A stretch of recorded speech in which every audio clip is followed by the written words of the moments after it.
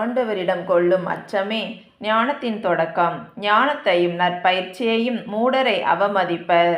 பிள்ளாய், உன் தந்தை தந்த பயிற்சியை கடைப்பிடி. உன் தாய் கற்பித்ததை தள்ளிவிடாதே. அவை உன் தலைக்கு அணிமுடி, உன் கழுத்துக்கு மணிமாலை.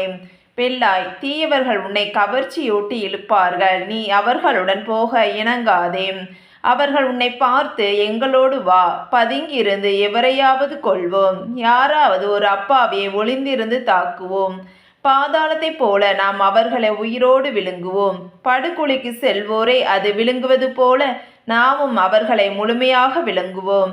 எல்லா வகையான அருள் பொருளும் நமக்கு கிடைக்கும். கொள்ளையடித்த செல்வத்தால் நம் வீடுகளை நிரப்புவோம். நீ எங்களோடு சேர்ந்து கொள், எல்லாவற்றிலும் உமக்கு சம பங்கு கிடைக்கும் என்றெல்லாம் சொல்வார்கள். பிள்ளாய், அவர்களோடு சேர்ந்து அவர்கள் வழியில் செல்லாதே. அவர்கள் செல்லும் பாதையில் அடி வைக்காதே.